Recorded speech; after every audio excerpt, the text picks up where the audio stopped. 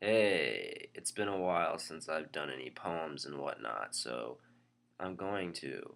Um, I have to apologize for two things. First of all, is my hair. It's looking pretty ridiculous right now. I'm in the process of growing it long again, so you're gonna have to suffer with this. Also, I'm drinking Bud Light. I asked my friend to pick me a Budweiser. He got me Bud Light instead. I know I'm a pussy. Whoops, sorry. Yeah. So I have like four poems I think I want to read. Um, Most of them are all related, based off the same shit.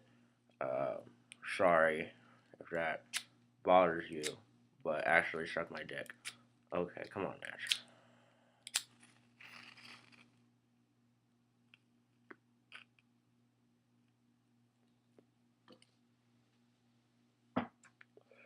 Alright. I'm not prepared. Let me pull this motherfucker up.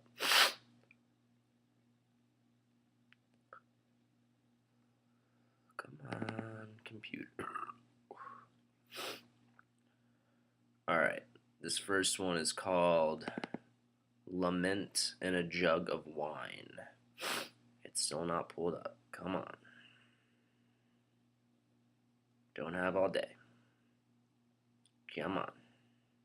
Alright, Lament in a Jug of Wine. We sit together on the couch that's older than both of us, well into the dark of post midnight, both of us drunk on wine. The jug was full at the start of the night. Now it's nearly empty, and we're full, and you're telling me about the rape and the beatings only a few years ago when you were barely even a woman. You say he stuck his dick right in your mouth, then fucked you, and the other guy beat the shit out of you. Later, you put all those pills in your mouth and washed them down with vodka, but it didn't stick. Now you're here with me, and I can barely contain the anger. I'll kill them all. But somehow these things, these horrible but simple things, make you better than me. More experienced, more weathered, more human. And I can never live up to you, be good enough for you, because of that. I want to tell you about the time that knife hovered over my wrist for at least 30 minutes. But this isn't a goddamn competition, and I don't want to upstage you. This is your time. As you continue, the tears well up at your eyes, and the murky light of the TV reflects off the wetness, and the brown of your pupil shines brighter, shines as if it were pure gold, and I'm sure those eyes are the most beautiful things I've ever seen. But as you repeat the horrors, you smile this twisting smile, and you laugh about it all, and I don't know what to think.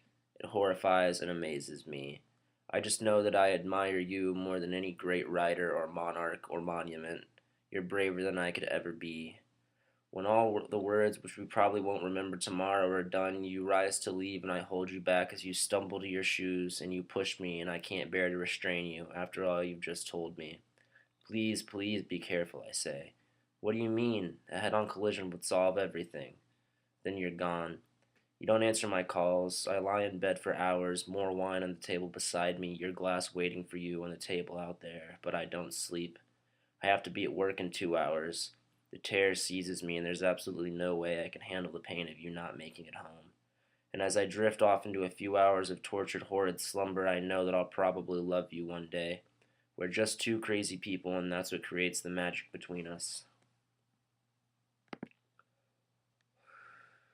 My ashtray isn't in here. I have to ash in my candle. Oh. Alright. One day.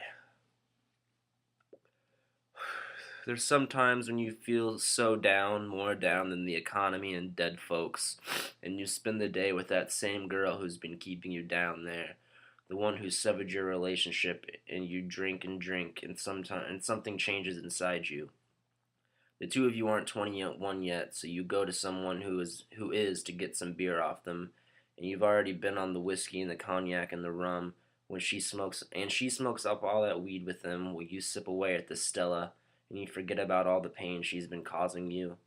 You think for a while about her and you feel selfish. Or you think for a while about her pain and you feel selfish for feeling any sort of discomfort after all the discomfort she's been through. You think, there's always going to be more beer, whiskey, and cognac. Leave her the rum, stop bitching, and be happy you're with her still at all. There could be worse things.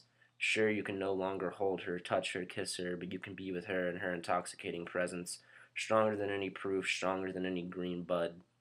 Take what you're given and take it strong. Some things won't keep coming back. Now you're sorta up. This one's called Terrible Creepy Creatures. Terrible Creepy Creatures. Alright. That one day we walked down the acid highway, tripping, and I stood behind you and put my arms through yours so it appeared that you had four, and we stomped around and you said, "We're terrible creepy creatures," but with K's. I wonder if you had said this to other guys before, but I was happy enough to let it slide. We walked for literal hours and held hands and stood on bridges to watch the headlights of cars slide beneath us. That urban playground had its own special beauty to it. I watched you jump and run and skip, forgetting all the horrors of your past if only for one day. And that's when I started to love you. Who couldn't, seeing you so full of youth and energy and bliss? And weeks later, we lied drunk together in your bed and listened to your music for hours. Dylan, Radiohead, Y, etc. etc. That was one of the best nights of my life, again watching you there in the dark of the night, smiling, eyes shining, surrounded in some kind of lit-up freedom like the nights of the past could never touch you again. The punches will never again touch your skin. Those rogue dicks you didn't want will never again go near your mouth. Those horrible words will never again come near your ears, because you are now surrounded by love, even if you don't want it. I would have and always will give it to you, and no one will ever harm you again if I have anything to say about it. You will never harm yourself again if I have anything to say about it. You'll never swallow a handful of pills again. You'll untie that self-constructed noose. You'll tie yourself in my arms. We didn't have sex either of those nights, though I wish we would have, but it wouldn't have been about fucking like the other times we had. We would have made the sweetest love. We would have made the birds sing in the dark of night. We would have made the animals come out of their winter sleep. We would have made life worth living. Punches, rogue dicks, pills, nooses be damned. We aren't together now, but I finally love you. Alright, last one has nothing to do with anything I just said.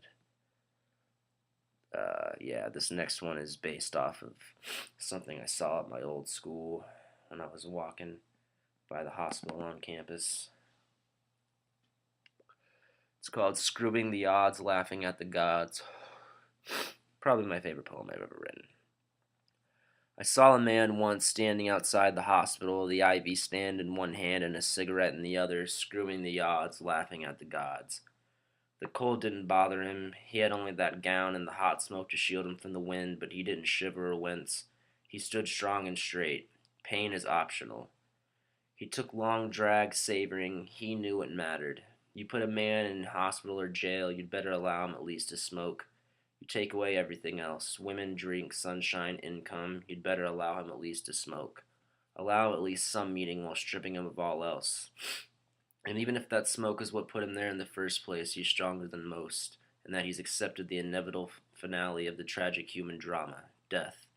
He knows that earthly pleasure is all a man deserves because man doesn't get much time to work for it up here. Eternal dirt offers only a cool blanket and worms to eat away the rotting and dead and useless flesh like a backwards womb. Life costs far too much, and money has barely anything to do with that cost. Happiness is expensive, despair is far too easy to come by, pushed and hustled on every street corner. Sleep is a waste of time, consciousness and reality are unproven theories.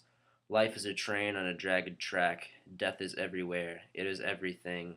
It is cigarettes, hospitals, women, especially women, income, happiness, reality. So there's that. I got a story published like a month ago, piffmagazine.com. Go to the archives, go back like a month or whatever. It's called The Heat. You'll see it there. It's really great because I wrote it. Still working on that novel. It's pretty close to being done. And it's awesome. Alright. Goodbye, goodbye, lovelies.